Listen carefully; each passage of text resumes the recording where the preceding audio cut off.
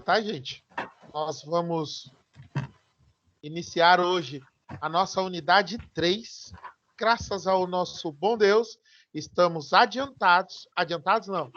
Estamos em dia com o nosso cronograma. Tá certo? Pelas minhas contas, nós temos mais 6 encontros, dos quais 4 serão em maio e 4 em maio, 1 hoje, 4 em maio e 1 em junho, que provavelmente será o nosso encontro presencial, tá certo? E onde será o nosso plantão de dúvidas da unidade, tá certo? Da unidade 3 e 4. Hoje, nós vamos falar especificamente sobre um tema emergente na psicologia que é contraditório ao tema da nossa disciplina, ele não é novo, que é em relação à psicologia do esporte. Vocês conseguiram ler o livro didático antes de entrar para a nossa aula hoje? Vocês deu tempo de ler? Alguém leu? Eu não li. Tá. Depois eu até falo para vocês lerem, porque é bem rico os exemplos que tem lá. E uma dessas curiosidades é exatamente isso. A parte contraditória, como a nossa disciplina é temas emergentes da psicologia e a psicologia do esporte vem como um tema emergente, ela surgiu em 1930, junto com a psicologia tradicionalista. E quem foi o marco, o divisor de águas aqui no Brasil, quem é São Paulino vai lembrar. Tem algum São Paulino aqui na nossa turma? Algum São Paulino? Ah, graças a Deus o povo tem bom gosto. Mentira, gente, é brincadeirinha. Mas o Carvalhais... É nóis. O Carvalhais, ele foi um psicólogo, foi o pioneiro da psicologia do esporte aqui no Brasil. Tamanha foi o sucesso dele que levou a seleção brasileira ao primeiro título mundial em 58. Vocês sabiam disso? Não, né? Eu ouvi. Eu também não sabia até estudar sobre ele. Ele é fantástico, gente. Ele foi o primeiro a tabular as questões comportamentais no esporte. Por que no esporte especificamente, gente? O esporte de alto rendimento, ele não tem grande impacto na vida do ser humano ou na vida daqueles que o cercam? Vamos pegar um exemplo, o futebol. Antes da gente entrar na nossa aula, tá? Especificamente. Se a gente pega o futebol como exemplo, quais são os nomes ou quais são as figuras do futebol que vem à mente de vocês, assim, ó, de bate-pronto? Abram o microfone e digam, gente, por favor. Pelé, Ronaldo. Quem mais? Fenômeno. Maradona. Garrincha. Quem mais? Birubiru, Vladimir, Rivelino. Quem mais? Tudo da nossa época. Eu tô gostando, Carlinha. Faltou o Dinamite aí. A canhotinha. Roberto Dinamite. Do Vasco, né? Faltou a canhotinha. Corinthians também, por favor. Mas ele jogou no Vasco.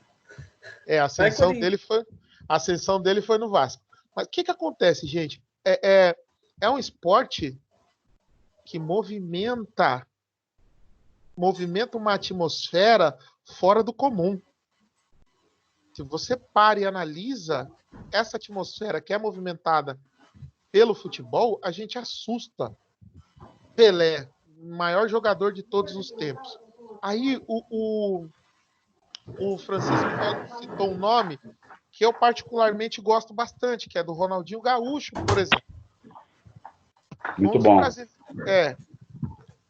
Foi um dos brasileiros da minha época que indiscutível a habilidade dele. Mas e os aspectos comportamentais? Faz jus à habilidade futebolística dele? Quem, professor? É complicado. Ronaldinho Gaúcho. Ah. Bem doidão ele, né? Inclusive, preso ele, né? Na domiciliar. Indisciplinado. O Imperador. Adriano Imperador. Adriano. Nossa. Pelo amor de Deus. Monstro no futebol. Sim ou não? Sim. É um Não, atleta ele fora jogava da curva. demais, né? Mas o comportamento dele condiz com a habilidade futebolística dele? O conjunto de habilidades técnicas dele condiz com as habilidades socioemocionais? Não. Não. Percebam que foi a partir dessas variáveis, dessas searas, que o Carvalhaes passou a entender como que o comportamento humano afeta diretamente o rendimento do profissional, seja no indivíduo ou no coletivo. Percebam, nas últimas seleções, nas últimas Copas do Mundo, se a gente pegar 2010, 14 e 18, a codependência da seleção brasileira em cima de uma única figura chamada Neymar foi absurda. Foi, verdade. E era uma dependência emocional. Era uma dependência emocional que foi desmistificada a partir do momento que o Brasil ganhou a Copa América sem ele. Então, percebam, a questão socioemocional, ela impacta diretamente no rendimento, seja no esporte ou em qualquer outra atividade. Tá certo? Agora, sem mais delongas, vamos para a nossa aula. Ademilson, lê para a gente, por gentileza. Vamos lá. A psicologia do esporte é uma ciência que estuda os comportamentos de pessoas envolvidas no contexto esportivo e de exercício físico. O psicólogo do esporte tem o propósito de entender como fatores psicológicos influenciam o desempenho físico e de compreender como... Espera aí, professor, deixa eu só colocar a barra de rolagem aqui. Se você olhar na minha tela, eu já deixei no ponto. Agora eu consegui. O psicólogo do esporte tem como propósito de entender como os fatores psicológicos influenciam o desempenho físico e de compreender como a participação nessas atividades afeta o desenvolvimento emocional, a saúde e o bem-estar de uma pessoa no ambiente esportivo. Objetivos da psicologia do esporte. Continua, professora, para? Pode ir que eu volto lá depois. Tá. Objetivos da psicologia do esporte.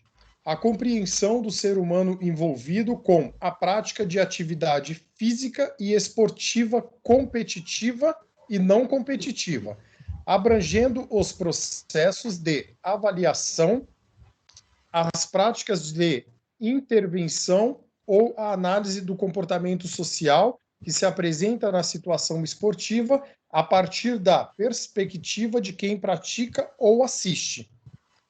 Atualmente, a psicologia do esporte estuda e atua em situações que envolvem motivação, personalidade, liderança e violência. Então, vamos lá. Tem mais aqui, tá? Mas dinâmica de grupo e bem-estar do atleta. Mas aqui, quando a gente volta aqui na psicologia do esporte, eu preciso fazer um outro levantamento. Não é só para esporte de alto rendimento. Tem pessoas que ancoram o estado de bem-estar nas atividades físicas. Elas têm uma codependência dessa ancoragem. Porque todo mundo faz algum tipo de ancoragem para se sentir bem, para estar bem. A âncora nem sempre, quando a gente fala em âncora, nem sempre é algo que te trava. Nem sempre é algo que te leva para baixo, que não te faz desenvolver. Às vezes a gente ancora um estado emocional bom, numa lembrança boa, para que a gente tenha melhor discernimento em algo que a gente esteja pensando ou agindo naquele momento, tá certo? Então, tem muita gente que ancora na atividade física os aspectos de bem-estar, por 2 motivos.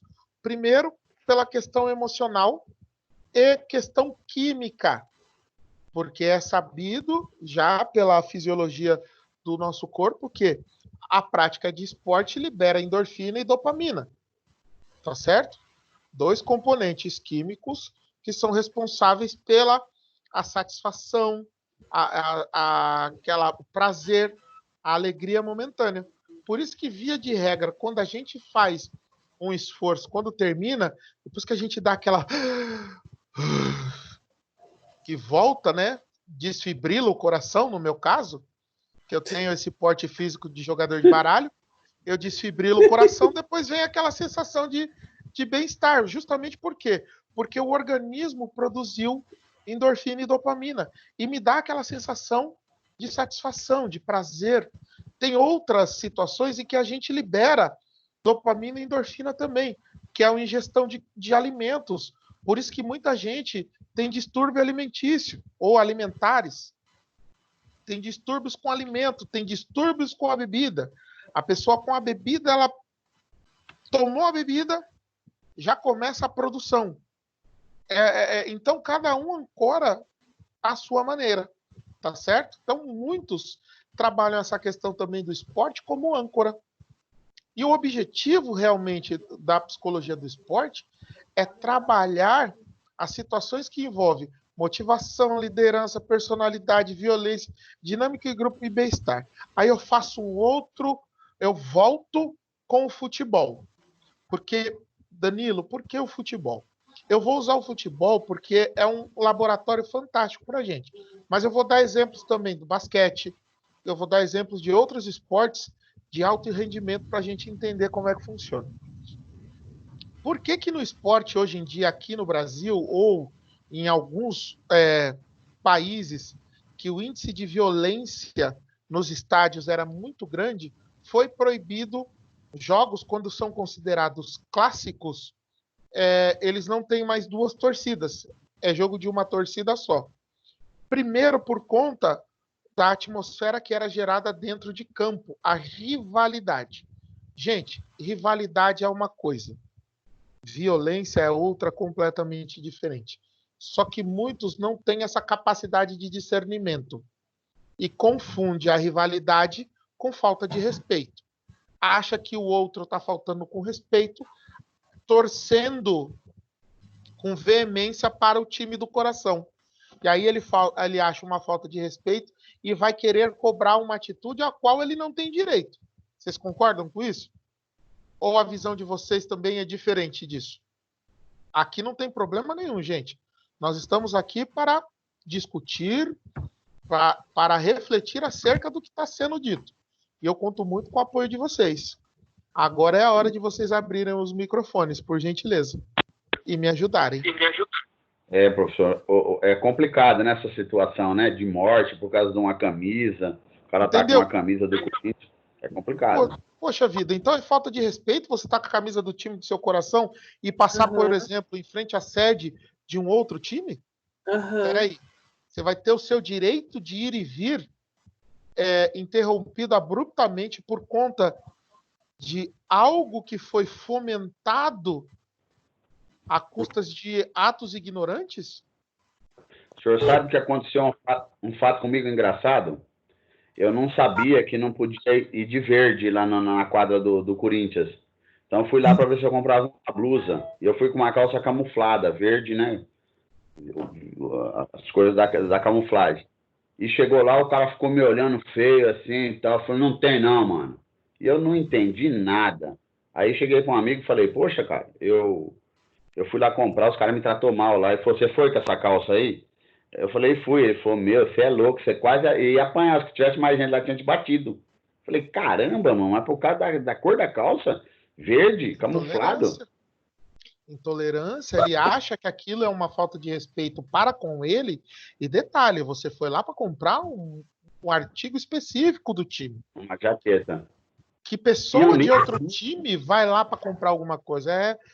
São questões assim que fogem do nosso entendimento, mas eu preciso trazer para a nossa aula para a gente refletir acerca dos fenômenos que são gerados dentro da atmosfera chamada futebol. Então, a rivalidade já começa dentro de campo. Quando se fala, por exemplo, em São Paulo e Corinthians, Corinthians e Palmeiras, Palmeiras e São Paulo e Santos, Corinthians e Santos, a rivalidade é tão grande que transcende daquele jogo. Qualquer amistoso entre esses times é jogo para a vida. Não sei se vocês já perceberam isso. É jogo para a vida. Eles não tomam como amistoso. Eles tomam como uma rivalidade tradicionalista. Só que aqueles profissionais que estão dentro do campo, eles tiveram uma preparação psicológica, eles tiveram acompanhamento de profissionais do comportamento, toda uma preparação para que a rivalidade não virasse ignorância e não ultrapassasse o limite, para que gerasse conflito entre eles. Há conflito entre eles naquele momento? Sim. Mas na saída do jogo ali, tá um no carro do outro, indo para casa do outro, tomar cerveja, comer pizza, ir para balada, todos juntos. Enquanto a torcida, as pessoas que não assimilaram que rivalidade é uma coisa e violência e ignorância é outra, estão lá se degladiando, às vezes preso, às vezes morto. Então, como compreender esse... Oi? O senhor pode até perceber que essa rivalidade é tão grande que, inclusive, vai até para as escolas de samba, que tem a Mancha Verde, a Gaviões, né?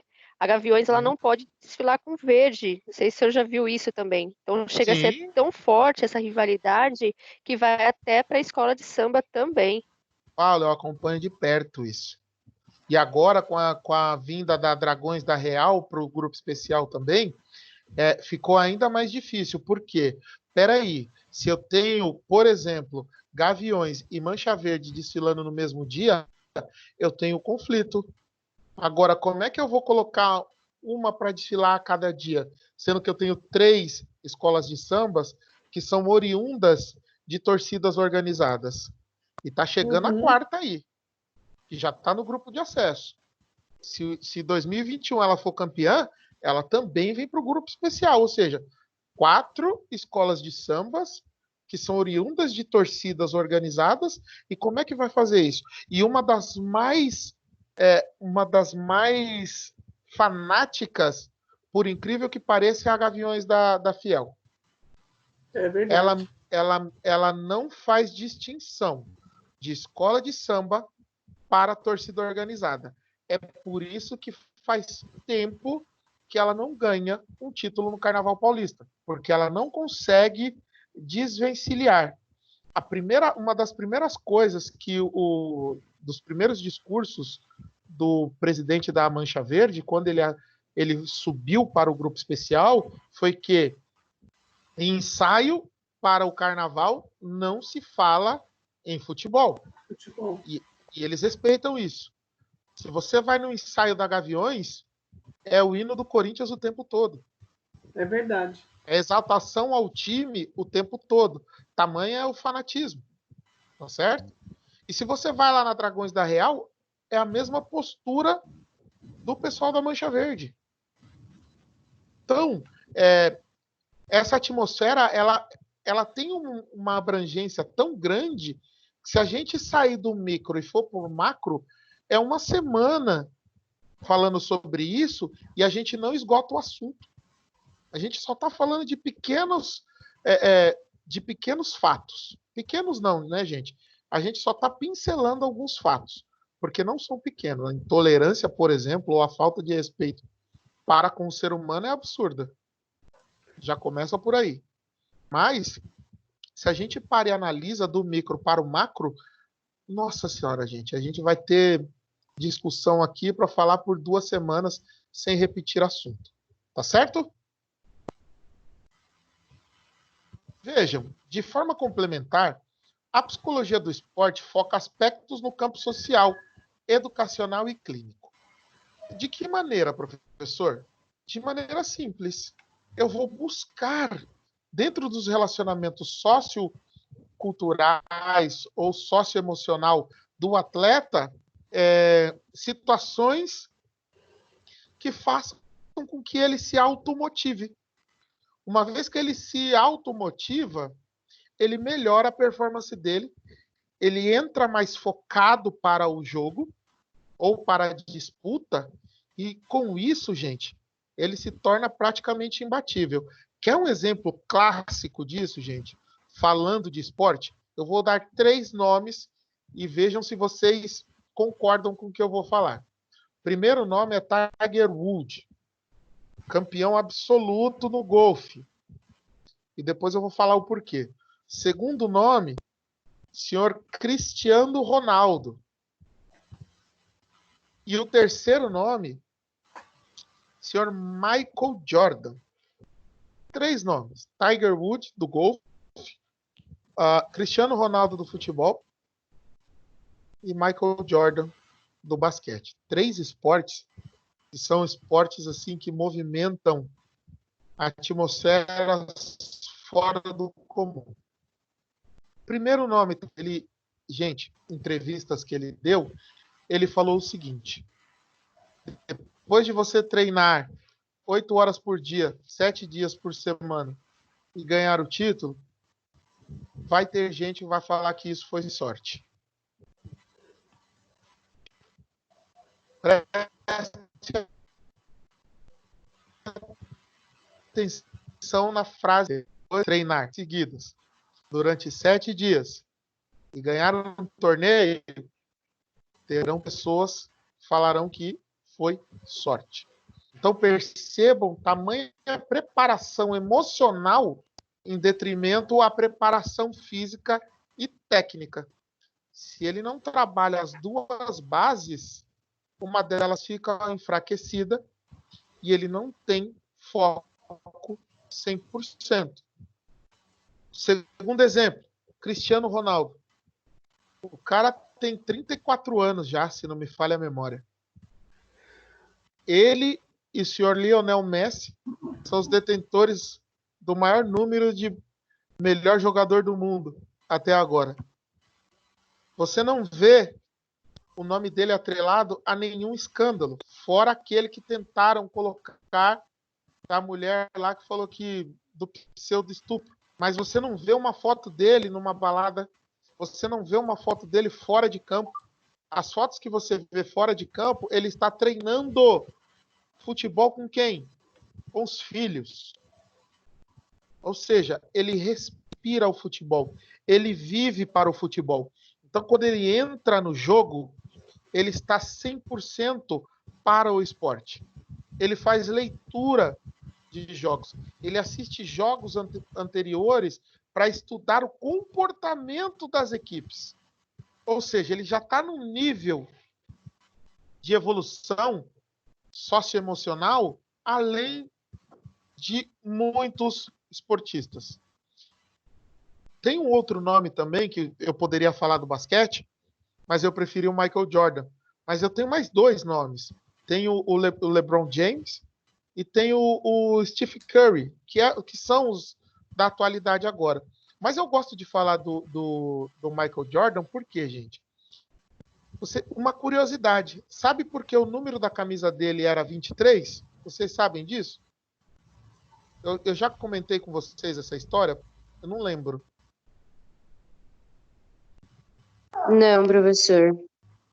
Gente, o número dele é 23 porque ele foi rejeitado.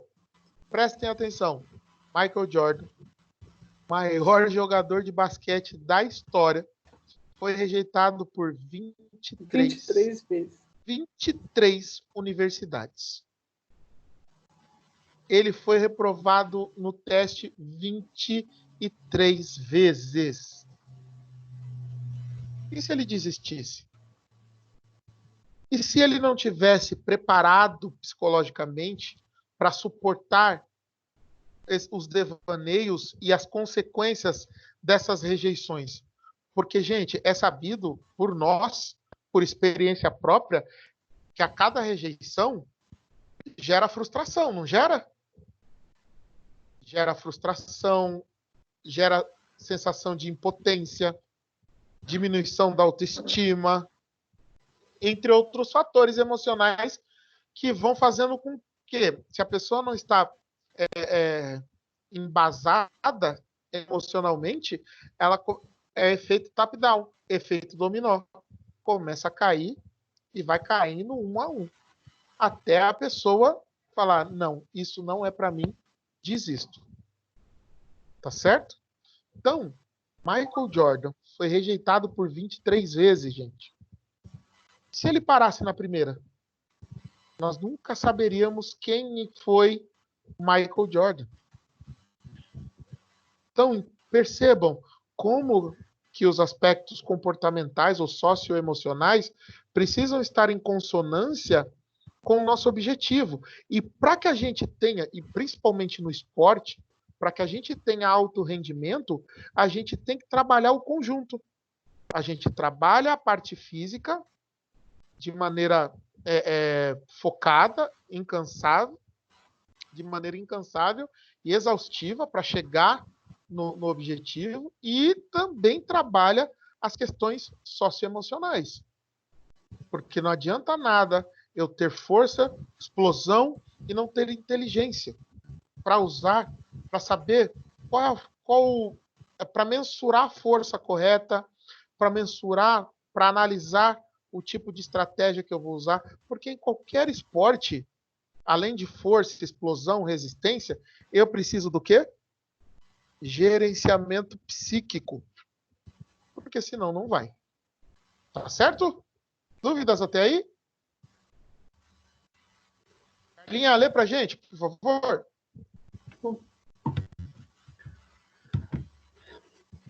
Dimensões sociais do esporte. O esporte é uma forma que favorece a atividade coletiva, facilitando a socialização e o desenvolvimento da consciência comunitária, da identidade e da representação simbólica de equipes. Vocês assistiram... Segura, Carlinha. Vocês assistiram Jamaica Abaixo de Zero? Já?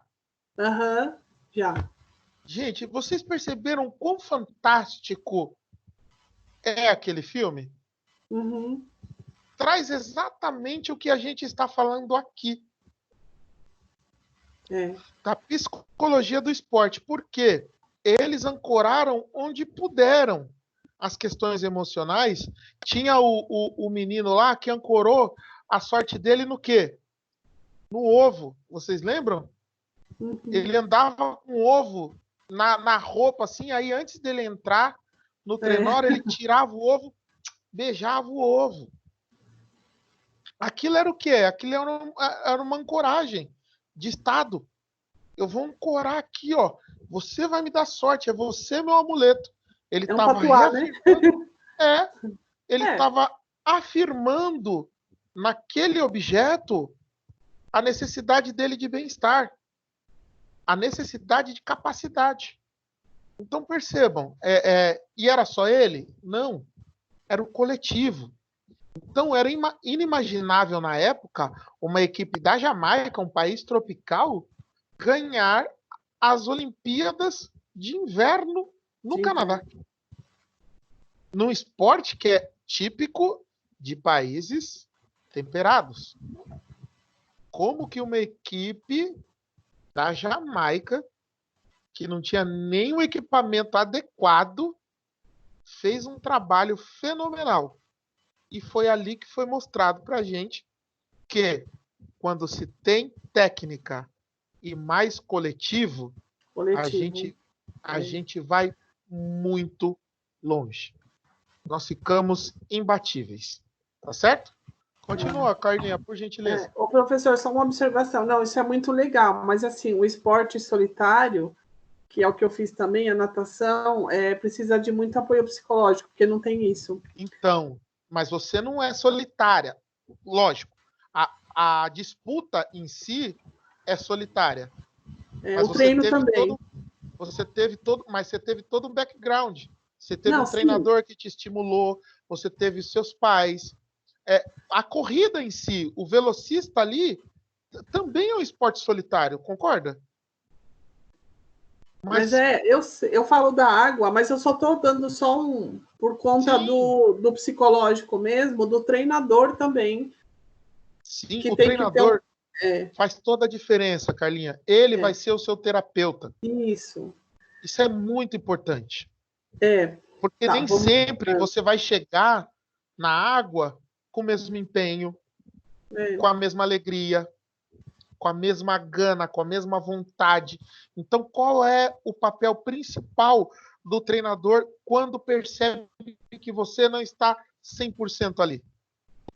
são todos papéis, de pai de santo, de mãe, de tio, de Tudo, avó, de tudo. tudo, É verdade, tudo. Sim. E é ele verdade. precisa ter essa visão. Ele precisa ter esse feeling. Senão ele não vai. Ah, poxa vida, Carla. O que aconteceu? Aí a primeira pergunta que ele vai fazer é essa. Nossa, Carla, o que aconteceu de ontem para hoje? Você aumentou 3 segundos? O que Uhum. foi? Você comeu um boi? Quando, na verdade, você nem comeu de ontem para hoje. Por exemplo, os fatores que estão fazendo com que você fique mais lenta na água é totalmente inverso à comida, por exemplo. Uhum. Então, perceba, o esporte solitário, ele, a figura do treinador, a figura da equipe, que a gente fala de background, o backstage, Uhum. a equipe tem que ser muito fechada. Muito. Mas fechada mesmo, como se fosse uma célula, Uhum. para defender os interesses, essas questões socioemocionais, principalmente as questões socioemocionais. Por isso que muitos atletas que praticam os esportes solitários, eles têm terapeutas exclusivos na equipe, Uhum. eles têm fisioterapeutas, médicos, mas eles é indispensável o psicoterapeuta. É indispensável para eles. E, na maioria das vezes, este profissional torna-se um confidente. É. E ele tem o papel de fazer o quê? Não, eu aqui, eu sou a figura de âncora. Eu vou funcionar como uma âncora para o meu cliente, e sempre que ele olhar para mim, ele vai falar, não, estou bem, porque eu estou bem amparado. Você tinha essa sensação de segurança quando você olhava para o seu treinador, quando você nadava? Sim, minha boia. Minha boia, Certo? minha Ele não te porto deixava. seguro. Ele não te deixava afundar, por exemplo. Uhum. Então, Então ele fazia o papel dele muito bem feito, cara. Você foi muito bem assessorado. Vai Corinthians, né? Era pro Corinthians. Ah, Vamos que lá. beleza. Voltando. A prática esportiva pode ser dividida de acordo com a abrangência das dimensões sociais do esporte em esporte educação, esporte participação, esporte performance. A partir dessa nova dimensão, o esporte passou a estar diretamente ligado a objetivos de políticas públicas. Segundo Alves e Pierantini, 2007, a prática esportiva é reconhecida como fundamental ao desenvolvimento humano e está mais próxima dos campos da saúde e da educação. Então vamos lá. Voltando aqui a esses 3 pontos aqui, esporte, educação, participação e performance, gente. As políticas públicas envolvendo a prática esportiva aqui no Brasil, elas são muito difundidas, certo? Pouco executadas. Se a gente fizer um comparativo, por exemplo, com as políticas esportivas americanas, por exemplo, para você entrar numa equipe americana, as suas notas têm que estar em consonância na escola, com aquilo que se espera. Se você não tem nota boa, você não entra para a equipe. Um exemplo básico disso é um outro filme também da Sandra Bullock, que eu acho que é um dos filmes que ela melhor interpretou na carreira dela, que ela adota um negro lá nos Estados Unidos, e ele vai jogar futebol americano, e ele tinha extrema dificuldade, ele tinha déficit cognitivo, ele não conseguia. Ele tinha dislexia também, se não me falha a memória, só que ele era um tanque para jogar futebol americano. E ela contratou professores, ela contratou uma verdadeira equipe, ela mobilizou praticamente uma cidade para poder ajudar o filho adotivo. E este filho adotivo, ele foi para onde? Ele conseguiu a nota mínima e virou. Isso é história baseada em fatos reais, tá, gente? Isso aconteceu realmente. Mostrou depois, no final do filme, mostra a Sandra Bullock, a verdadeira mãe, o personagem, o verdadeiro filho adotivo, enfim. Eu não lembro o nome do filme agora. Depois, quem lembrar desse filme e puder lembrar o nome, seria interessante. Então, veja a força que o esporte tem na educação. Tamanho foi a motivação dele em entrar para o time de futebol americano, que ele conseguiu ultrapassar um dos limites que ele tinha imposto por conta de uma deficiência dele. Hã? Um sonho impossível. É um sonho impossível o nome do filme? Eu acho que era. É isso mesmo. É isso mesmo? Eu acho que era uma coisa assim. De cabeça eu não me lembro agora. Mas é fantástico esse filme, gente. De verdade, é fantástico. Tem vários filmes aqui que, se a gente parar e ver em relação à resiliência, capacidade de elasticidade do ser humano e foco no resultado, tem um outro filme também, que é do Will Smith, que ele faz com o filho dele, A Procura da Felicidade, não é isso? O nome desse filme? E ele também chegou a dormir em albergue com o filho. Às vezes dormiu na estação de metrô, porque perdeu o horário e formou uma fortuna. E isso é um fato real também. E se ele desistisse? O que levou ele a se automotivar? Onde ele ancorou o estado psicológico dele? Ou a sanidade psicológica? Porque muitas vezes no filme denota que ele vai espanar, denota que ele vai surtar. E ele não surtou. Quais foram os fatores que levaram ele a não surtar? Com tamanha adversidade que ele encontrou. Tá certo? Então, voltando ao filme da Sandra Bullock, o Esporte e Educação ele tem esse objetivo. Já o Esporte e Participação, a gente vê muito por aí. Peraí, gente, deixa eu adicionar aqui a Michelle. A gente vê muito por aí o esporte unificando territórios, comunidades, fomentando um determinado território que até então era visto de maneira, de repente, duvidosa. Concordam? Por exemplo, recentemente, acho que foi o ano passado, que começou, ou ano retrasado, que começou o Copa Taça das Favelas. Acho que era uma coisa assim. Que são times que são oriundos, são times da várzea, mas são times de favela. E detalhe, gente, saíram muitos jogadores e jogadoras dessa Taça das Favelas para times profissionais, viu? Principalmente as mulheres. Isso é um fato interessantíssimo e que nos honra, nos deixa feliz, porque não só fomenta a prática do esporte de maneira amadora, mas que mostra também um outro caminho para o pessoal. Opa, peraí, então através da várzea a gente pode ir para o profissional também? Pode. Então perceba a participação do esporte. E aí, quando se fala em esporte de performance, não precisa nem falar, né, gente? Eu tenho um ídolo em relação a isso, que é inquestionável, eu acho que para todos, uma figura chamada Ayrton Senna da Silva. Não sei vocês, mas eu sou fã assumido e declarado desse cara. Porque ele falava, gente, onde eu mais tinha medo,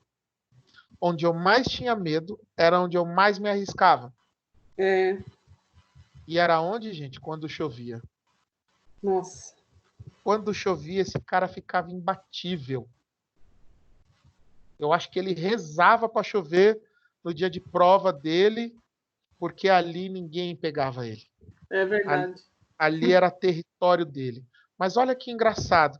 Em todas as entrevistas que ele dava, ele falava do medo dele em andar na chuva.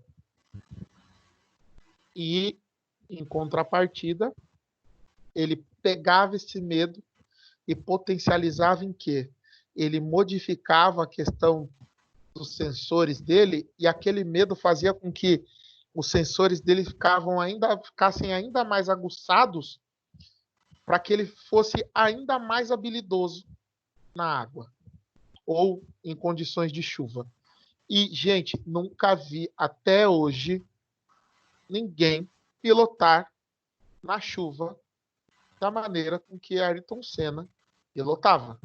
Aliás, até hoje eu não vi ninguém pilotar carro de Fórmula 1 da maneira com que o Ayrton pilotava. E o primeiro título dele, a primeira prova que ele ganhou em Interlagos, ele tinha apenas 2 marchas ao final. Nas 5 últimas voltas, se não me falha a memória, ele só tinha a terceira e a 6ª marcha. E ele levou o carro até o final da prova. Se fosse qualquer outra pessoa, faria o quê no lugar dele? Desistia. Abandonaria a prova. Ele abandonou? Não. Ele levou o carro até o fim. Ele ultrapassou o limite que nem ele mesmo sabia que tinha. E com isso veio o resultado. E qual foi o resultado? Toda a glória Venceu. de uma vitória dentro de casa. Tá certo? Vamos lá. Quem vai ler agora? Deixa eu ver. Paula, lê pra gente, por gentileza. Obrigado, Carlinha. Paula, Oi, Bim. lê Oi, pra gente, por gentileza. vamos lá. No esporte de alto rendimento, o psicólogo trabalha analisando e transformando os intermitentes psíquicos, as emoções e sentimentos que interferem no rendimento do atleta ou grupo esportivo. Espera aí, Continua. vamos lá. Deixa eu só... Segundo Samusky, 1992, a PUD, é isso mesmo? Isso. A Pudirrudo. PUB, 1999, os campos de aplicação da psicologia do esporte pode ser dividido em quatro campos. Esporte de rendimento. A atuação do psicólogo tem como propósito analisar e transformar as emoções que interferem no rendimento do atleta ou grupo esportivo. E um exemplo disso, gente, as concentrações passaram a existir através dos estudos que foram feitos. Opa, peraí, então vamos estudar o que interfere no rendimento do jogador. Então, tem muitos jogadores que têm desvio de atenção e qualquer coisa o tira do foco, tá certo? Então, foi a partir daí que eles começaram a desenvolver maneiras de inibir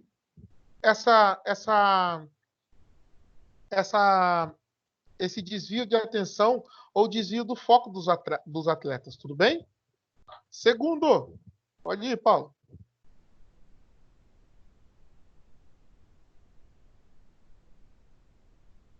Pode continuar, Paulo. Desculpa, tinha tirado o fone aqui. Esporte escolar. A atuação do psicólogo tem o objetivo nortear os princípios socioeducativos, compreender os processos de ensino, educação e socialização para a realização de esportes e seu reflexo no processo de formação e desenvolvimento da criança, jovem ou adulto envolvidos. É aquilo que a gente falou em relação ao filme da Sandra Bullock. Esporte recreativo. Psicólogo atua analisando o comportamento recreativo de diferentes faixas etárias, classes socioeconômicas e atuações profissionais em relação a diferentes motivos, interesses e atitudes. Aqui eu faço uma breve pausa e pergunto a vocês. Quem aqui já brincou de queimada? Eu. Gente, é bom mesmo ou é ótimo? Maravilhoso.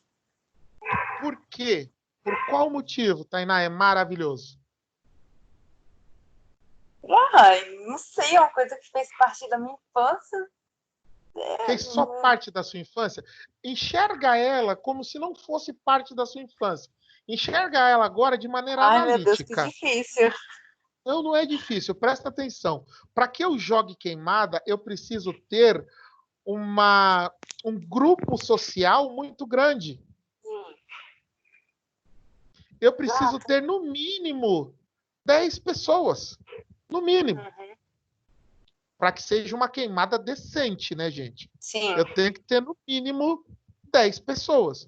Então, perceba, olha o volume desse grupo social, de diferentes pensamentos, diferentes comportamentos, envolvidos num único universo, que é o quê? Se divertir, trabalhar os aspectos recreativos, e geralmente a gente já começa, são nesses grupos, inclusive, que a gente já começa a enxergar quem é mais competitivo, quem está ali só para brincar realmente, quem está lá para mostrar soberania, quem tem agilidade e quem não tem. Então, percebam, é um grupo muito grande que a gente precisa socializar com um único intuito, que é a recreação. Então, é um excelente laboratório, não só queimada, mas o vôlei também, por exemplo, que precisa pelo menos de 6 pessoas para cada lado, pelo menos na rua onde eu morava, a gente jogava assim também. Então, percebam, esses esportes coletivos para recreação são excelentes laboratórios para a gente analisar, inclusive, a nossa atitude em relação ao ambiente. Por isso que a queimada não é boa, ela é fantástica. E me faz uma falta danada, viu? Porque eu sou gordinho assim, ó. Mas pensa na agilidade em queimar os outros que eu tinha. Nossa Senhora. Mas enfim. Bons tempos, né? Bons tempos. Agora, se eu falo para minha filha, vamos jogar queimada, filha? Ela, que isso, pai? Vou chamar a polícia, quer me queimar? Último. Verdade. Esporte de reabilitação. O psicólogo desenvolve ações voltadas para a prevenção e intervenção em pessoas portadoras de algum tipo de lesão decorrente da prática esportiva ou não, e com pessoas portadoras de deficiências físicas e ou mental. Gente, por alguns anos, eu fui voluntário do Hospital da CD, nas 2 unidades deles, aqui de São Paulo e a de Osasco. Enquanto eu fui voluntário na CD de Osasco e São Paulo, tranquilo, porque lá são crianças que têm algum tipo de deficiência física. Deficiência física. Mielo, alguma síndrome, alguma lesão que sofreu quando criança ainda. Tinha uma criança lá que ela sofreu deficiência física por conta de uma anestesia mal dada. Atrofiou toda a musculatura da criança. E ela passou a ter dificuldade motora depois disso.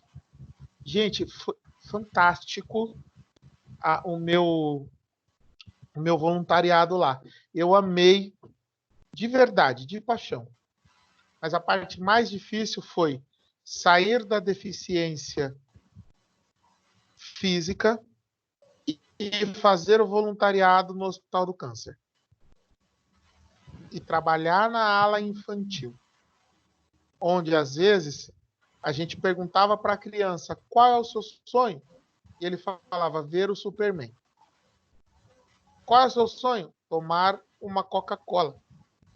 Saber que aquelas crianças estavam em fase, às vezes eu poderia chegar lá naquela semana e na semana seguinte perguntar, cadê fulano?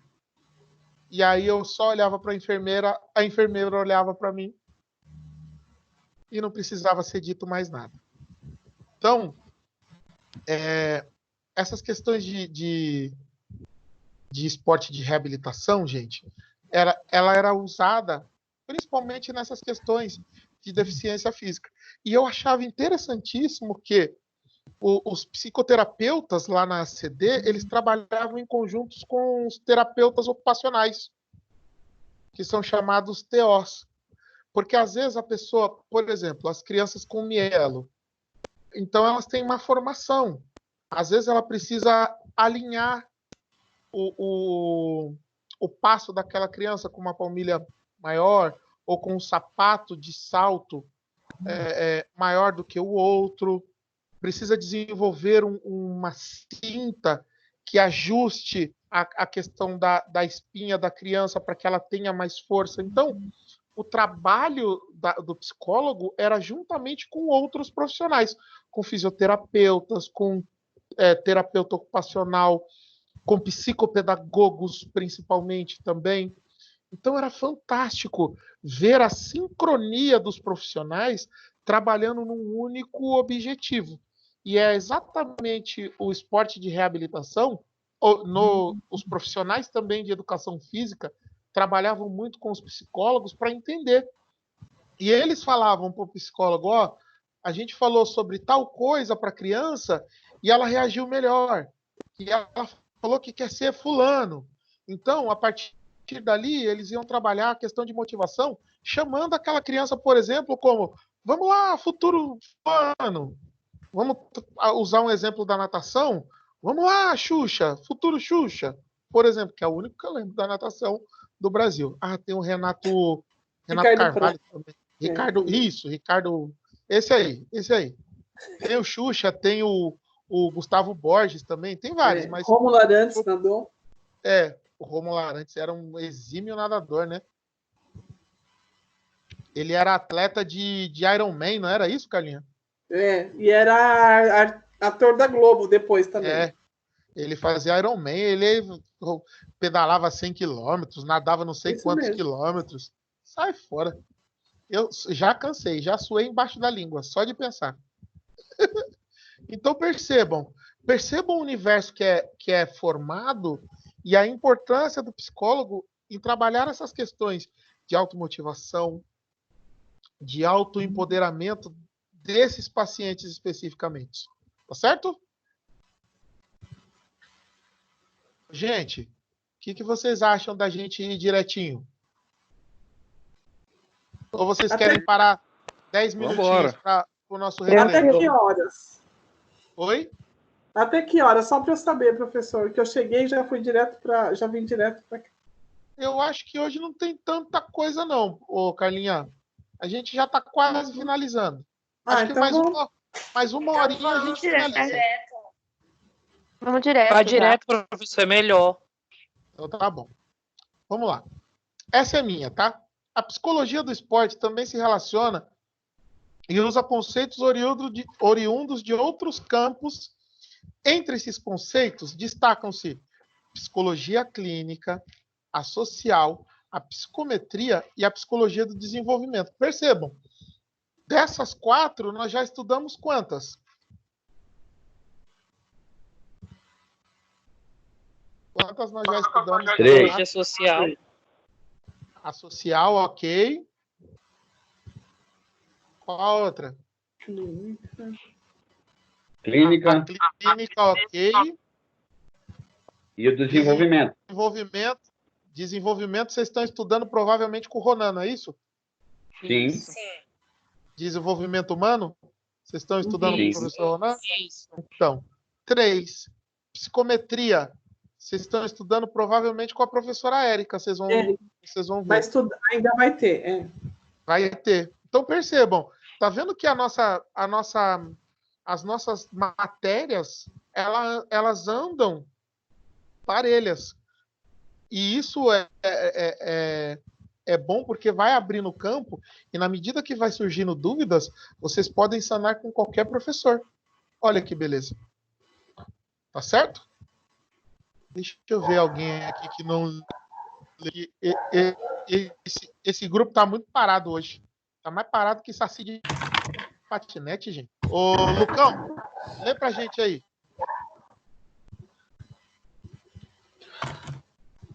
Aí. Avaliação psicológica. Conhecido como psicodiagnóstico esportivo, o processo de avaliação psicológica no esporte visa o levantamento de aspectos particulares do atleta ou da relação com a modalidade escolhida. As investigações de caráter diagnóstico buscam determinar o nível de desenvolvimento de funções e capacidades no atleta com a finalidade de... Eita! Peraí. Sumiu foi tudo aqui, a desgrama. Peraí.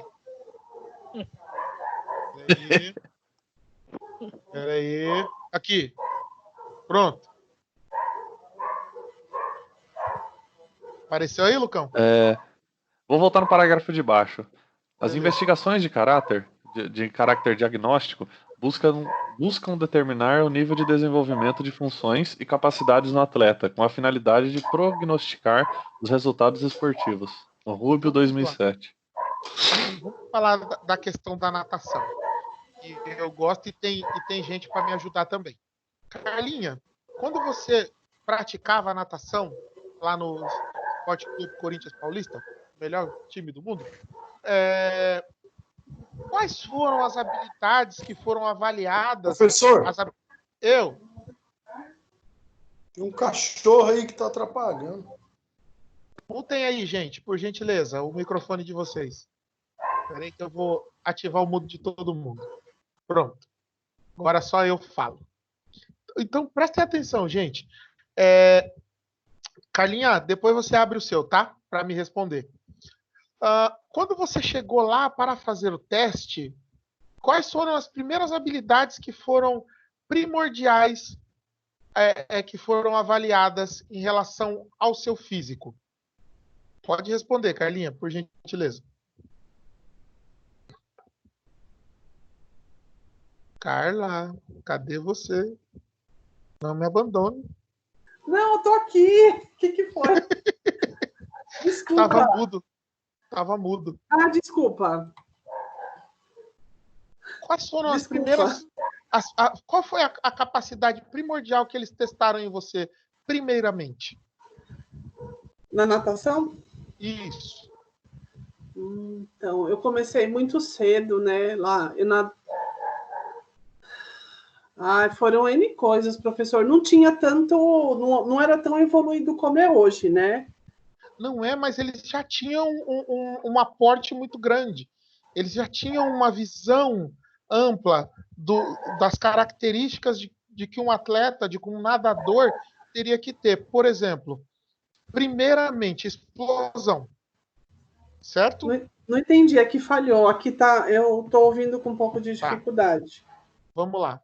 Primeiro aspecto, eles vão analisar a explosão na água.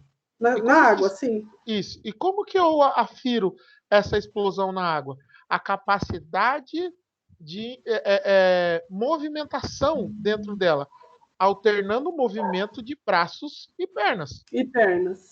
É aí que eu vou aferir a explosão. Se eles perceberam que você tinha uma sincronia boa entre braços e pernas, isso potencializaria a sua explosão. Se você tivesse algum movimento falho em relação a isso, gente, mas esse cachorro tá difícil, viu? Peraí que eu vou... Acho que é o meu, né? Não é o seu, não. Ah, tá. Pronto. Agora parou. Pronto. Sim, é o dela. Acho que é o meu. Eu tentei educar, não consegui. Agora ele tá assim. Ele quer participar. Vamos lá. Então, professor, só uma observação. Eu tive um tempo de treinamento que eu treinei no Centro Olímpico. O meu professor, meu treinador era deficiente. E isso foi fator de inibir o seu desenvolvimento, Carlinha? Não, ele era deficiente visual. Olha isso. Olha que experiência ímpar. Então, sabe por que o senhor estava falando isso? Você sabe como ele me corrigia? Não. Pelo barulho da água. Meu Deus do céu. Imagina os sensores dele. Olha o sensor aguçado chamado audição e pelo Aham. o barulho que fazia, provavelmente Água. porque existem movimentos que se você bate assim, faz Isso. barulhos diferentes. Exatamente. Percebam como que é o treino evolutivo da pessoa. Ele deu aula, inclusive, numa escola em Santo Amaro. Ele dava aula no Centro Olímpico do Ibirapuera, e em Santo Amaro ele dava aula para criança que antigamente não era comunidade, era favela. Totalmente gratuito. Olha que maravilha. Eu vou compartilhar uma experiência minha também com vocês. Eu tenho esse corpinho de jogador de baralho hoje, tá, gente? Mas eu também. Eu também já fui atleta. Eu jogava basquete, joguei muito tempo. E quando eu parei o basquete, eu passei a desenvolver minha segunda paixão, que é a dança. Então eu passei a dar aula. Meu primeiro contato com aula, inclusive, foi com dança, especificamente com o estilo de dança, que é o samba rock. Então nós tínhamos uma equipe. Nós tínhamos uma equipe de dança e nós tínhamos um colega, um amigo, né, que a gente nos tratávamos como uma irmandade.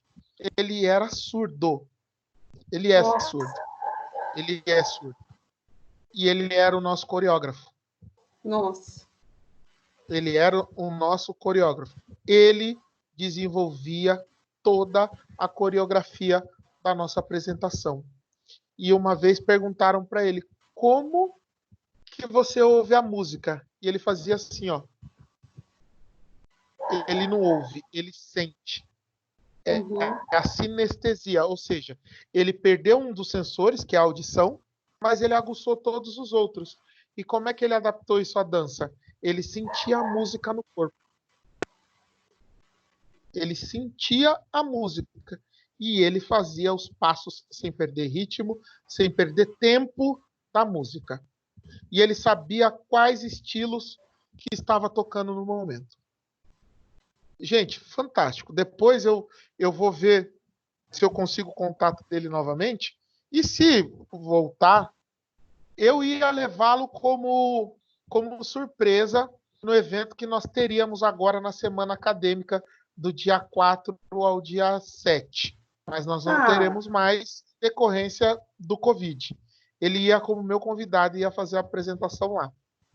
E eu ia levar um outro amigo meu também, que eu levei o ano passado, que é cadeirante e faz apresentação de dança também. E ele é atleta paralímpico da Seleção Brasileira de Basquete. Que pena, professora. Que pena não, nós teremos 5 anos. Nós teremos 5 anos para fazer isso. Fiquem tranquilos. Ou vocês acham que vão se ver livre de mim assim, tão facilmente? Não vamos. Que bom. Então veja, gente, às vezes a gente pensa que, oh meu Deus, tô sem um dedo, acabou o mundo. Não acabou. Tudo vai daqui, ó, do que você rega. Se você regar isso, você não vai colher diferente daquilo que você está plantando, certo? Professor. Pode falar. O ser humano, ele tem uma capacidade... Tá ouvindo? Tô. O ser humano, ele tem uma capacidade incrível de se reinventar. É por isso que às vezes a gente olha para umas pessoas que passaram tantas coisas na vida, a gente fala, como pode, né? A pessoa tá aí fazendo tudo, e muitas vezes até o que a gente não consegue fazer, tendo todos os membros do corpo, né? Mas é uma capacidade, assim, incrível de se reinventar, que eu olho para o ser humano. Exatamente. Gente, tinha um rapaz, eu trabalhei há algum tempo em oficina com meu pai, e o nome dele era Mãozinha. O nome dele não, o apelido dele era Mãozinha, mas ele não tinha os defeitos na mão, e sim os pés. Ele tinha os pés de curupira, sabe, gente? Virado para trás. Ele tinha os pés virado para trás, e isso não o impediu de se tornar um excelente profissional. Era um dos melhores mecânicos que eu já vi trabalhando lá na oficina. Não faltava um dia sequer, não tinha falta. Qual era o defeito dele? Bebia demais. Mas ele bebia quando dava 6 horas da tarde, ele ia lá, se lavava, se trocava e saía dali e ia direto para o bar. Pois quando dava 7 horas da manhã de novo, lá estava ele, preparado para voltar para o trabalho.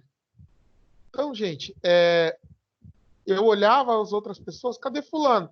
Ah, faltou porque estava com dor de cabeça. Se eu olhava para esse rapaz, era visível que ele estava de ressaca. Era visível que ele estava, às vezes, com uma dor absurda de cabeça. Mas isso impedia dele fazer o trabalho dele? Não. Então, gente, o nome disso a gente deixa passar algumas vezes, mas é resiliência.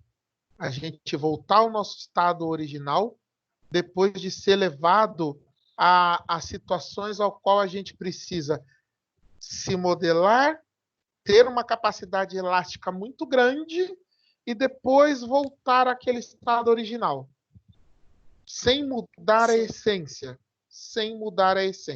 que é o mais importante. Se você muda a essência, você muda a sua identidade. Se mudar a identidade, as pessoas que te rodeiam passam a não te conhecer mais. E se elas não te conhecem, elas não te dão credibilidade. Tá certo?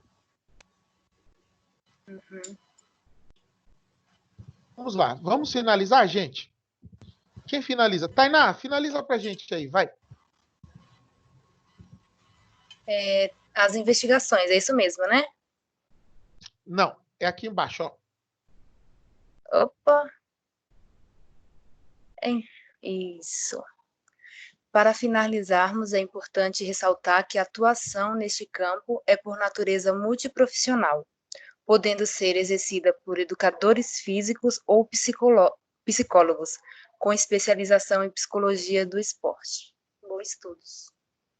Gente, uma coisa que eu não falei também, que é bem importante da gente comentar aqui, é o seguinte: o psicólogo também, ele tem o feeling, né, ou a visão de encontrar elementos no social, no coletivo, que fazem total diferença para aquele determinado esporte. Por exemplo, o jogo de xadrez, gente. O jogo de xadrez, ele não é pura estratégia? Ele é estratégia pura, ele é puro raciocínio, pura concentração. Qual é o papel do psicólogo para trabalhar um atleta que joga xadrez profissionalmente? Ele vai buscar elementos dentro do convívio social que faz com que essa pessoa, este atleta, aguce ainda mais a capacidade de concentração, a capacidade estratégica e o foco. Então, ele vai dar exercícios, ele vai dar situações, ele vai fomentar situações para esse atleta que faça com que ele desenvolva essas 3 principais habilidades dentro do esporte dele. Assim como no futebol. No futebol, precisa só ter habilidade com bola? Não. Precisa ter inteligência. Por exemplo, se eu sou meio-campista, se eu sou a pessoa de criação do meu time, eu tenho que ter pensamento rápido, eu tenho que ter visão de jogo, eu tenho que trabalhar a visão periférica.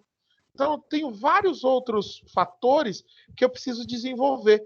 E o psicólogo, ele tem, ou o psicoterapeuta, ou a pessoa que vai trabalhar isso, que precisa ser um psicólogo, que ele tenha a capacidade para isso, ou um profissional devidamente licenciado, com pós-graduação em psicologia do esporte, porque hoje, gente, já em algumas instâncias, o profissional de educação física, ele consegue fazer uma pós-graduação em psicologia do esporte e aplicar esses termos, tá?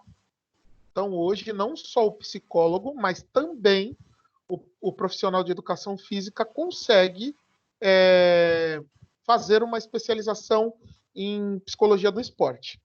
tá certo? Então ele vai trabalhar, fora o detalhe que ele tem o quê?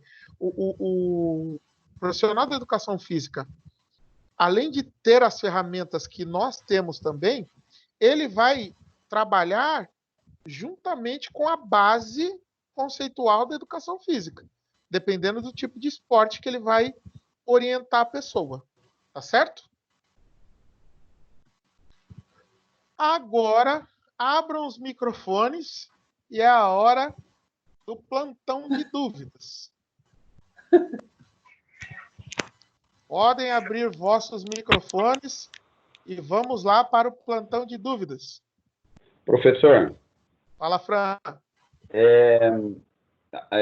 eu vi uma situação escrita, não sei se é verdade, que a mulher tem a visão periférica. A mulher, quando olha para uma pessoa, ela vê o todo. Ela vê da cabeça aos pés e ela analisa o todo. O homem não. O homem, quando olha para alguma coisa ou para uma mulher, olha num local específico.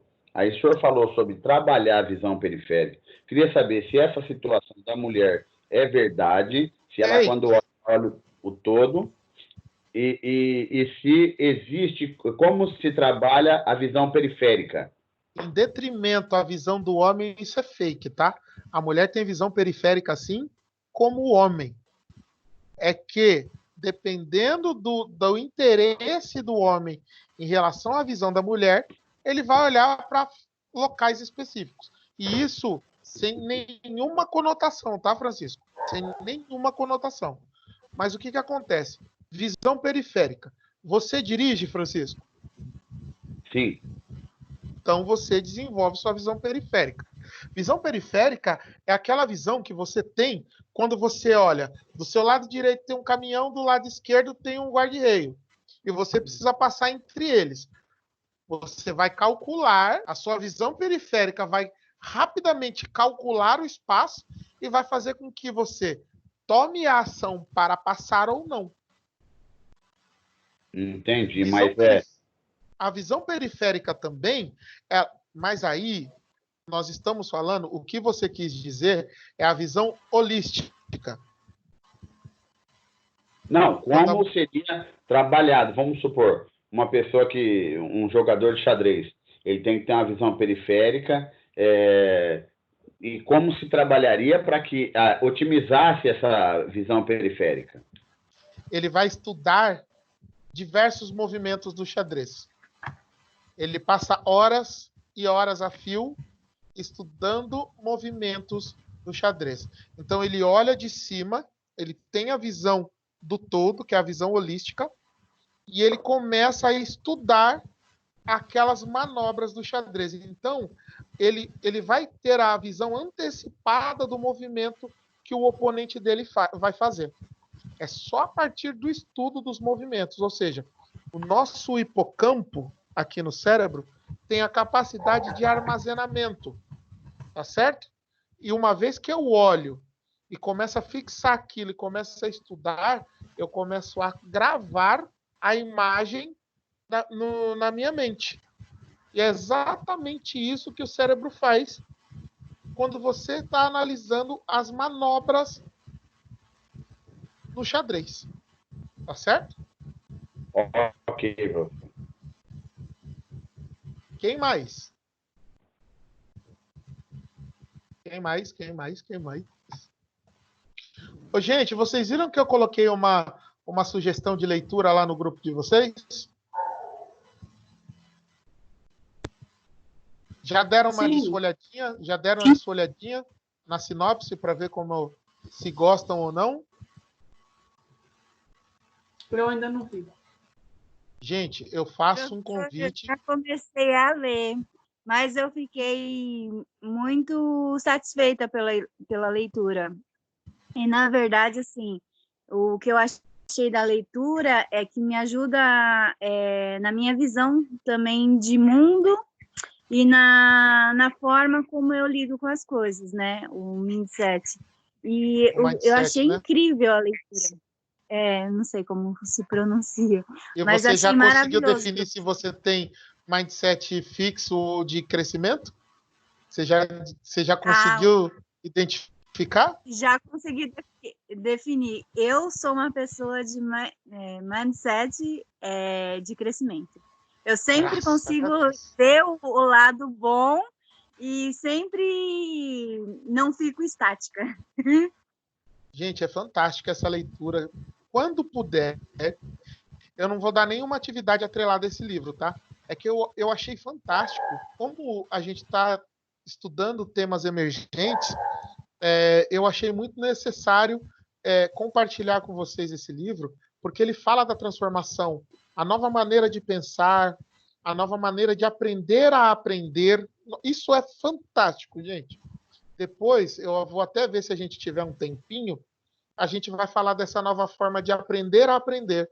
Porque às vezes a gente acha que sabe como se aprende, quando na verdade a gente não sabe.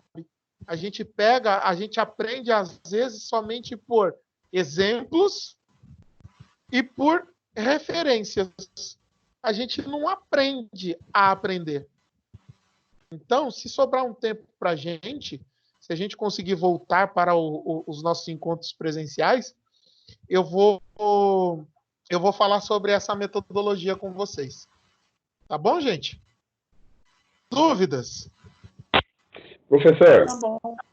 Fala, Fran. a gente não está identificando aqui. Faz parte do livro didático que o senhor passou para ler?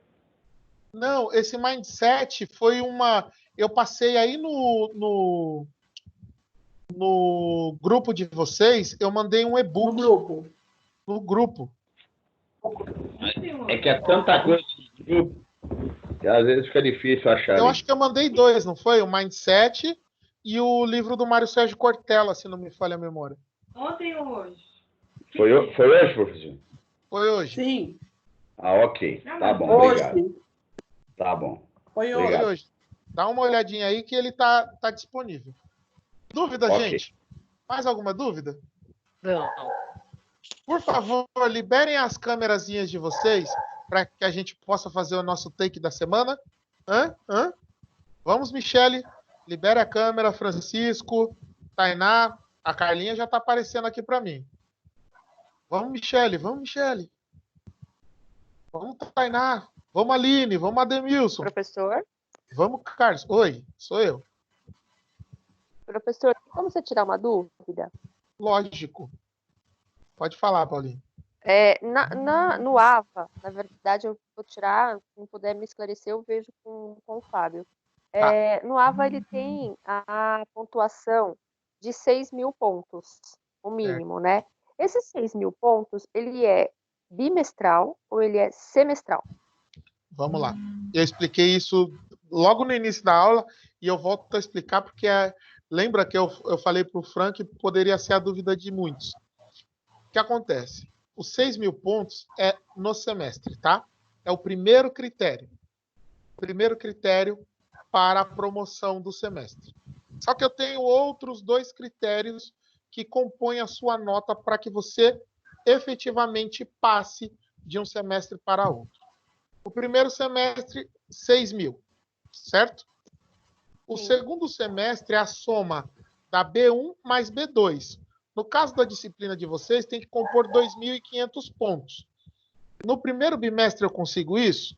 Não, porque a minha prova de B1 vale 1.000 pontos, que é a atividade avaliativa que vocês fizeram, certo? Sim. Então eu já não alcanço o critério para a promoção do semestre. Então eu vou para o segundo. O Francisco virou e falou assim, professor, eu já consegui, em uma das disciplinas, eu já consegui 5.600, se não me falha a memória. 5.600 pontos. Então eu falhei, eu não atingi o meu critério, eu falei muito pelo contrário. Você está acima da média, porque no primeiro bimestre, você já quase alcançou o primeiro critério para a promoção. No primeiro bimestre. Então, eu dei o exemplo para ele do seguinte. Ele já tem 5.600 pontos, certo? Sim. A nota da atividade do segundo bimestre agora, eu atribuo até 2.000 pontos. Então, imagina, ele já tem 5.600. Com 2.000 pontos, se ele alcançar a minha atividade, ele já vai para 7.000 2.600. Já passou o primeiro critério, ok? A prova de segundo bimestre, ela não vai valer 1.000 pontos, ela vai valer 4.000 agora. Ok? Então, vamos lá. Eu tenho que ter 2.500 pontos, que é o segundo critério, soma das provas.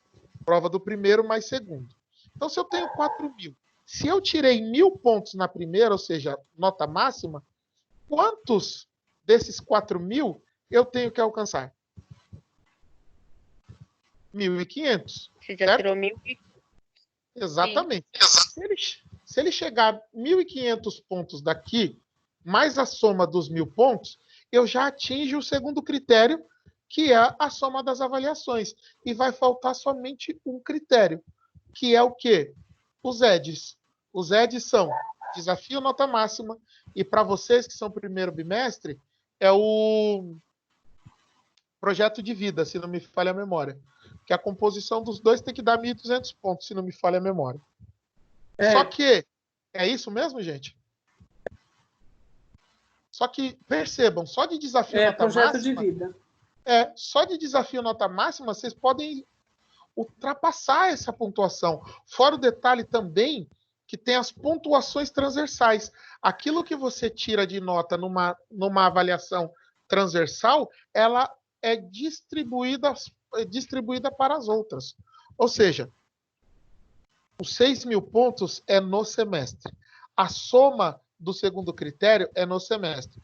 O Francisco virou e falou, professor, eu já estava ficando doidinho, porque quando eu abri aqui numa disciplina, estava tudo vermelho. E eu falei, vai continuar. Pelo menos o critério da avaliação, porque você não tem a soma da B2 ainda. Tá certo? Quando que vai mudar esse cenário? Quando compor a soma da B1 mais B2. Aí o resultado que aparecer ali para ele é o que vai determinar se ele passou ou não. Quer ver? Ô, Fran, você tá com o AVA aberto aí?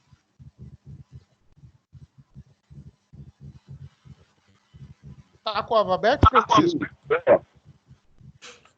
Veja aí, entra na nossa disciplina, lá na pontuação, e veja como é que tá as réguas para você. Professor, não entendi muito bem. Se eu alcancei 1.000, por exemplo, nessa prova aqui, quanto que eu tenho que alcançar na outra? A outra, 1.500. Então é 2.500 o mínimo. Isso. A nota mínima é de 2.500. Entendi. Certo? Professor? Deixa eu... Abriu aí, Fran? Sim. Então vamos lá. Vai na primeira régua dos 6.000. Na primeira régua dos 6.000, você está com quantos na nossa disciplina? 6.535. Então aí você já está ok.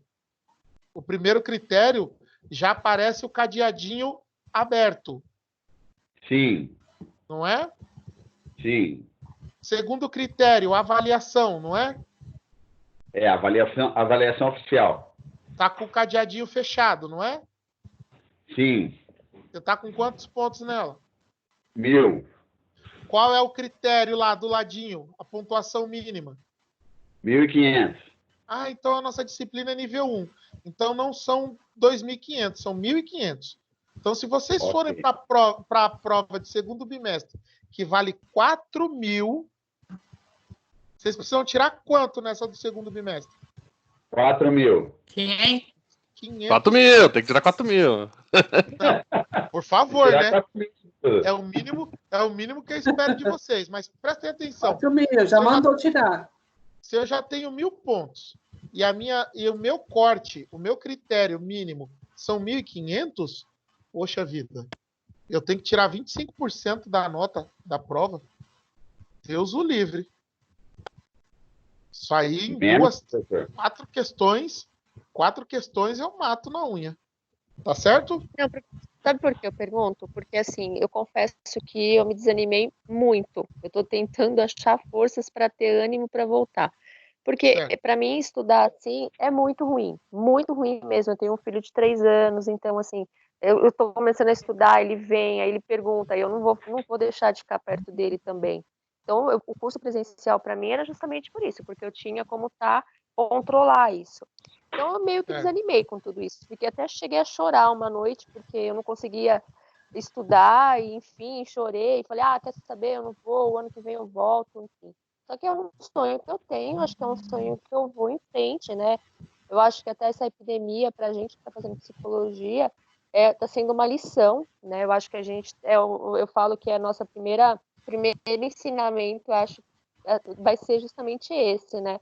Saber lidar, a gente vai encarar muita coisa difícil ainda pela frente, muitas pessoas da própria família que vão ter problemas, eu acredito, de ansiedade, eu tenho isso na minha família, crise do pânico, enfim. Eu acho que para a gente está sendo uma verdadeira lição, mas assim, para mim tem sido muito difícil estudar. Eu estava desanimada, aí eu vi a minha pontuação, aí eu falei, agora que eu vou desistir mesmo, não vou conseguir nunca atingir isso, né? Você já conseguiu me deixar um pouco mais animada. Teve prova que eu não fiz, a semana passada teve uma tarefa do senhor que era para fazer no caderno, até a Sueli me deu uma força. Paula, eu fui entrar, não entrava de jeito nenhum, eu moro em chácara, o sinal horrível. Eu desisti, falei, quer saber, eu não vou fazer mais nada. Mas eu tô tentando encontrar, sabe, pique para voltar e tentar recuperar isso agora nesse segundo bimestre. Paulinha, pensa no slogan do Rexona. Eu sou o verdadeiro Rexona. Não abandono vocês de jeito nenhum. E eu não vou abandonar. E é sério. Se vocês precisarem, a gente vai sentar, nem que a gente faça na madrugada, de dia, de noite, por sinal de fumaça.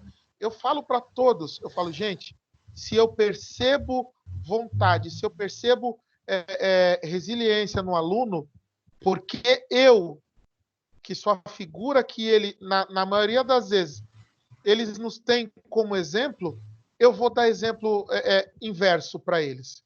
Jamais. Porque eu já estive. Aliás, eu estou na condição de vocês, porque eu também sou estudante ainda. Eu não parei de estudar. Aliás, eu nunca parei de estudar. Então, imagina, como é que é enviar uma dissertação para o meu orientador ver? Como é que é não ter as orientações mais ao vivo, sempre por videoaula? Então, tá difícil? Claro que tá. As apresentações, a defesa da dissertação, provavelmente vai ser por videoconferência. Então, eu entendo perfeitamente. E eu falo para as pessoas que realmente não têm condições, porque tem pessoas que moram em chácara, tem pessoas que moram em bairros afastados, onde não tem a infraestrutura, por exemplo, de uma internet. E tem pessoas que também estudam por oportunidade da empresa, mas que na casa também não tem um computador. A gente entende isso. E eu falo para essas pessoas, não desistam. A aula é gravada justamente para isso. Se você não conseguiu acompanhar ela agora, no momento oportuno ao qual você tiver, vai lá, acessa, assiste, manda mensagem. Por isso que eu deixo o meu canal aberto com os alunos. O meu canal é aberto com todos os alunos que eu ministro a disciplina, eu deixo o meu canal aberto. Porque se ele tiver alguma dificuldade, pode mandar mensagem. Eu vou responder. Eu respondo e não deixo o aluno sem um norte, sem um direcionamento. Porque isso é questão até de respeito com o aluno. Tá certo? Então, não desista. É difícil? É difícil. Eu até quero depois conversar com vocês, porque assim, tudo isso aqui é novo para a gente. É novo para mim, é novo para vocês. Então, eu até queria ver com vocês depois se a metodologia, se a forma com que a gente conduz a aula, se está condizente, se a gente pode melhorar alguma coisa, se a gente pode mudar, entendeu? Porque, assim, eu me preocupo muito com a maneira pela qual vocês absorvem o conhecimento, tá certo? Eu me preocupo muito também com a maneira de transmissão deste conhecimento. Eu procuro ser o mais objetivo possível, o mais simplista possível, que é para a pessoa realmente poder fazer a sinapse. Quem me chamou? Alguém me chamou. Eu. Fala, Carlinha. Eu posso fazer uma observação só? Eu acho que foi a Paula que falou, né, Paula? Eu acho assim, o professor Danilo parece ser bem sincero, né? Assim, solícito, um pouco diferente. Então, assim, aproveita isso, porque, né, a gente tem a possibilidade, que nem na aula do senhor, professor, de falar. Tá certo, Né? mas na aula do senhor interação. é legal, porque, assim, isso é legal. Então, Paula, aproveita, porque, assim, ó, quando o senhor fala a gente, eu tô levando em consideração a pessoa do senhor só, né? Sem querer falar dos demais, mas o senhor, a gente tem essa abertura de falar da matéria, de discutir, né? O senhor trouxe alguma coisa pessoal, né? Um momento pessoal, eu também falei um pouco aqui. Isso é muito legal. Isso é muito legal. A gente precisa dessa troca de experiência para a gente se sentir à vontade. Não fica aquela aula maçante, o senhor não parece um apresentador de TV que entra e fala assim, estou gravando, aí faz assim, dá um sorriso e começa a falar. Não, o senhor não é. Isso é legal, então, Paulo, aproveita. Sim. Né? Aproveita, que é muito bacana. Né? O senhor falar, que nem o senhor falou, é muito legal. Né? Então, sai daquela coisa... Eu sempre me preocupo em que eu preciso estar confortável, mas eu também preciso deixar vocês confortáveis. Eu preciso deixar vocês sem dúvidas. Eu preciso fazer com que vocês se sintam à vontade na aula. Não só ficar o tempo todo no monólogo. Aqui não é um monólogo. Aqui a gente discute, a gente reflete. Mesmo porque a gente está falando sobre o comportamento humano. Como falar sobre o comportamento se eu não sei qual é a opinião de vocês acerca de tal comportamento? Tá certo? Não, valeu. Então, por isso que eu falo, não desista, Paulinha. O recado é para todos, tá? Não só para a Paulinha, mas para todos os que pensam que está difícil. Está difícil, não está fácil. O isolamento social ele traz muitas outras consequências. Não só essa questão da dificuldade. Eu tenho alunos na pós-graduação que escrevem textões assim deste tamanho, falando: não, eu vou cancelar o que não dá, além das tarefas da minha profissão, eu ainda tenho que fazer as minhas tarefas de mãe ou de pai, e isso está tomando muito tempo. Eu falo: respira. Coloca na balança quais seriam os efeitos de você parar agora e aguentar por mais 15 dias, ou 18 dias, ou 20 dias, nesta configuração. Porque se a gente tem a esperança que essa fase transitória já está acabando. Então, ela vai acabar, ela vai cessar, e a gente vai voltar à pseudonormalidade, que são as aulas presenciais, onde a nossa interação vai ser muito mais próxima. Onde você, por exemplo, não vai ter a interferência ou a necessidade de dividir a atenção entre o conhecimento ou o estudo e o filho, que é uma coisa, é uma dádiva. E, desculpa, trazendo para o lado emocional, você jamais vai deixar o seu filho sem uma atenção por conta de um estudo. Essa é uma questão que tem que ser muito bem trabalhada. E ele ainda, dependendo da idade, ele não vai entender que você não está dando a devida atenção para ele por conta de que você está se desenvolvendo, justamente para ser melhor para ele, para ser melhor para sua família, para ser melhor para a sua sociedade. Ele ainda não tem essa capacidade de discernimento. Mas quando ele tiver, ele vai aplaudir de pé. Tá certo? Obrigada. Professor, professor, eu queria falar também direcionada à Paula, e porque eu acho que quando a pessoa está com um sentimento assim tão desmotivado, é interessante saber que tem outras pessoas que estiveram na mesma situação e estão conseguindo se remontar, se reestruturar novamente. Eu ia falar a respeito de um assunto quando tivemos aquela aula em que o senhor pediu para observar o comportamento das pessoas durante a pandemia, enfim, e deixei essa oportunidade passar e eu não gostaria de deixar passar novamente.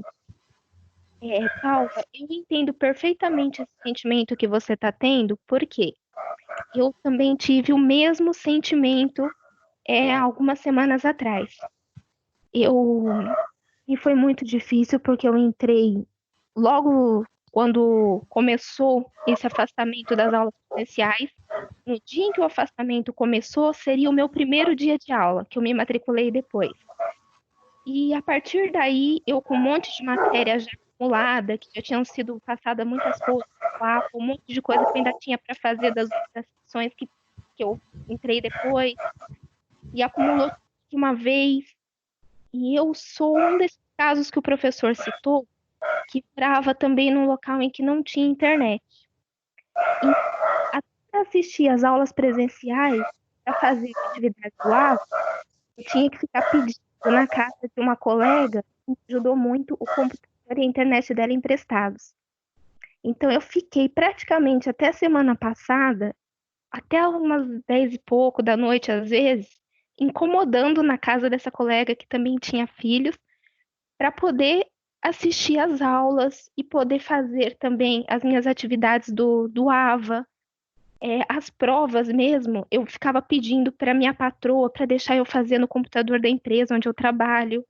Então, teve um momento assim que eu cheguei a pensar em desistir também. Não foi fácil mesmo. Mas uma das coisas que mais me auxiliaram, e eu gostaria de deixar isso assim muito reforçado aqui, foi o apoio de alguns colegas aqui da nossa classe. Eu não conheço nenhum ainda pessoalmente, mas tiveram muitos, aliás, até no grupo, algumas mensagens assim que não eram diretamente para mim, que já me animaram um pouco. Mas eu ouvi casos em pessoas de me mandarem mensagens, de conversarem comigo por ligações assim diretas para mim no pessoal, para me motivar, para não me deixar desistir. E foi uma das coisas, eu acho que é a coisa que mais me deu força para estar aqui até hoje. Então, o que eu gostaria muito de te dizer, siga o conselho que o professor Danilo disse agora. Para agora, não vai adiantar nada. Insista, se é seu sonho, não desista por você. E eu posso te garantir, eu vou falar por mim, mas eu tenho certeza que posso falar por todos os colegas de classe. Assim que tudo isso passar, que a gente puder se reencontrar, o que nós pudermos te dar de força, de apoio, de ajuda, para você chegar onde você quer chegar, eu tenho certeza que você vai poder contar com a gente. Então, não desista. Não, vou até o fim. Depois dessa, eu não tenho nem mais o que dizer, gente. Eu tô quase chorando. A Claudina me emudeceu agora. Eu já tô quase chorando. Muitíssimo obrigado pela contribuição, Claudina. Dificuldades, é isso que eu falo. Nos treinamentos, gente, eu sempre costumo dizer que eu trabalho com treinamento de força de vendas. E eu sempre costumo dizer, em tempos de crise, existem dois tipos de pessoas. As que choram e as que vendem lenço. A Claudina mostrou e provou, por A mais B, que ela seria a que venderia lenço. Porque ela não deixou a adversidade da crise. Hã? E eu só que choro. E ela não deixou a adversidade da crise dominá-la. E ela foi atrás. Ela teve dificuldade? Teve. Você também teve dificuldade, Paula? Teve, mas você está aqui. Quer prova maior do que isso? Vocês estão aqui. Vocês estão assistindo, vocês estão perseverando. Então, a perseverança ela é parte integrante da nossa conquista. Porque se a gente desiste na primeira adversidade, o que a gente vai trazer como valor? O que a gente vai trazer como satisfação? Tá certo? O que vai me motivar? Então, lembra quando eu falei qual é a diferença entre a criança e o adulto quando ela está no processo de aprendizagem? É exatamente isso. A criança ela é isenta de qualquer outro sentimento a não ser aquele de aprender. Então ela não tem medo, ela se joga. Diferente do adulto que tem os medos, tem os traumas, e aí na primeira adversidade que tem, vem frustração, vem redução de autoestima, vem aquela sensação do medo de falhar de novo, e aí acontece o quê? Ele vai lá e desiste. Então, faço novamente o discurso. Precisou, gente, o meu canal está aberto a vocês. Qualquer coisa que vocês precisarem. Eu sempre estou passando no grupo de vocês para dar uma olhada, porque geralmente vocês estão com alguma intermitência, com alguma dificuldade. Esses dias eu vi que tinha uma pessoa tentando o contato do pessoal do financeiro. Eu fui lá e passei o WhatsApp da Andréia, que trabalha com a questão de negociação. Se ela não puder resolver, ela vai dar uma orientação. Tá certo? Então, contem comigo. Eu estou aqui, nós estamos, né, nessa fase de isolamento, mas o que eu puder fazer por vocês, podem ter certeza que eu farei. Tá certo? E o que tiver ao meu alcance, tenham certeza que assim o farei. Ok? Obrigada, professor. Obrigada também pela Claudina, pelas palavras. Realmente ela foi fantástica. Como assim, outras pessoas também, eu tive a Sueli, a Juliana, que eu nem conhecia ela foi uma graça também comigo, todo momento. Então, assim, eu acho que todos nós vamos vencer. Acho que é um momento difícil, acho que todos, né, tem esse sentimento, às vezes, de desistir, eu não vou aguentar. Eu tenho uma filha que está fazendo faculdade, super empolgada, primeiro ano, veterinária, acontece isso, ela também fala, mãe, às vezes eu penso em largar tudo, porque eu não aguento. E aí eu tenho que tirar força para ela também. Não, você vai ver, vai passar, você vai tirar, porque ela está no início de tudo, né? Primeira faculdade, quando começa, toda entusiasmada, acontece isso. Então, acho que nós vamos sair vencedores. Daqui 5 anos vai estar todo mundo comemorando. Eu estou no 9º semestre de engenharia, imagina. Imagina como ele está. Que é na fase de cálculos agora. Que é na fase final. Na fase que ele tinha que montar o robô para poder apresentar no TCC. Mas daqui 5 anos a gente vai estar. Daqui 5 anos vamos estar todos juntos comemorando e vendo que a gente passou por tudo isso. Presta atenção no presságio aqui. Francisco, esse recado é para você e para Sol.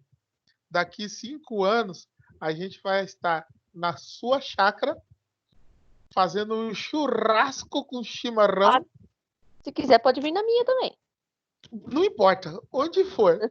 Ou na do Francisco, ou na sua, fazendo um churrasco comemorando a vitória de vocês. E eu vou estar aqui, ó, de camarote assistindo e comendo, porque eu não sou bestinha. Esse negócio de comer é bom demais. Gente, vamos lá para a foto. Vamos lá para a foto. Oi. Professor, eu tenho um protesto. No final desse semestre, eu acho que já merece uma comemoração para a gente ter superado esses 6 meses. Ó, eu já falei, eu já dei a ideia que ao voltar às aulas presenciais, a gente fazer uma confraternização, não foi? Não foi? Isso mesmo. Eu ainda falei que a tubaína é minha e eu reafirmo o meu compromisso com a tubaína. Eu levo coxinha. Com paçoquinha. Olha aqui o que sobrou do suco. Sobrou do quê? Do suco? Aqui, ó. A jarra estava cheia, não estava, Galinha? É suco mesmo, né? Nossa! Eu adoro suco de groselha, gente. Vocês não têm noção. É muito bom. Gente, podemos encerrar nossa aula, então? Sim. Olha, agora como opinião pessoal, tá, gente? Para mim é uma satisfação e uma alegria muito grande ver que vocês estão... dificuldades nós teremos. Essa não vai ser a última. Mas o mais importante é que nós temos a consciência da dificuldade e quando nós conseguimos essa consciência, a gente tem capacidade de sobressair. A gente tem capacidade de passar por essa dificuldade. Se a gente toma consciência dela, fala, olha, nós estamos passando por uma situação e eu penso, o que eu posso fazer de diferente? A gente sai dessa situação muito mais fácil e sai muito mais fortalecido. Pensem nisso. Estamos em crise. O que eu posso fazer na crise? eu posso viver a crise ou eu posso fazer algo diferente para que a crise não viva comigo. E isso não é só na crise que nós estamos passando em relação à pandemia. Pode ser qualquer crise, crise existencial, crise no relacionamento, seja ele profissional ou pessoal. Então, pare, analise e pense da seguinte maneira: o que eu posso fazer de diferente? Porque fazer mais dos mesmos, o resultado não vai ser diferente, tá certo, gente? Então, a gente precisa começar a mudar especificamente esse mindset. O nosso mindset, ou seja, a nossa maneira, a nossa mecânica de pensar em relação a algumas situações, ela é muito fixa, ela é muito arraigada de valores e princípios que a gente traz, que às vezes limita, e é o que a gente chama de crença limitante. Nós temos muitas crenças limitantes que limitam o nosso desenvolvimento. Então, por isso que eu trago vocês, eu faço um convite a vocês para começar a pensar dessa maneira. O que eu posso fazer de diferente? Porque a mesma coisa eu já faço. Por exemplo, um filho fez arte, você vai lá e reprime. Coloca de castigo. Está resolvendo? Não. Então, peraí. Se não está resolvendo o castigo, o que eu posso fazer de diferente que vai trazê-lo para a consciência e vai fazer com que ele não pratique mais aquela ação? Então, é justamente isso. Ah, peraí. Eu estou brigando todos os dias com as pessoas ao redor do meu convívio, mas por quê? O que eu posso fazer de diferente para diminuir essas brigas? Então, é sempre enxergar um outro lado, ter uma outra ótica, mudar o mindset, mudar a mecânica de ação ou de reação frente a uma situação. Tá certo, gente? Então, esse fica minha última dica para vocês dessa semana. Que vocês tenham um excelente feriado. Dúvidas? Estou por aqui, estou no WhatsApp, estou no e-mail. Tá bom. Ok? Tá bom. Vamos lá. Ok, professor. Vamos lá para a fotinha. Tá bom, professor. Eu esqueci de tirar. Claudina, abra seu vídeo. Michele, abra seu vídeo também, que eu tô com a Carlinha e com a Paulinha aqui, ó. Só faltam mais dois. Michele e Claudina. Vamos, vamos. Aê, Claudina. Cadê você, Michele? A Michele já sumiu, ó. Já sumiu. Sumiu e eu vou tirar assim mesmo. Peraí. Sorrisão, gente. Sorrisão. Ó, que bonito. Peguei. Ai, que alegria. Peraí que eu tenho que tirar duas, tá? Peraí. Não sumam. Não sumam. Peraí. Agora mais uma com sorrisão, gente. Aê, Michele. Tava faltando a Michele. Vamos lá, gente. Sorrisão, Carlinha. Vai. Sorriso no rosto. É o sono. Pronto, gente. Peraí. Pronto, professor. Vai fazer um pouco, professor. Eu fiz uma... Agora, vamos lá. Sorrisão. É mal, é? Pronto, gente. Gente. Pronto, professor. Já, agora foi. Gente, muito obrigado.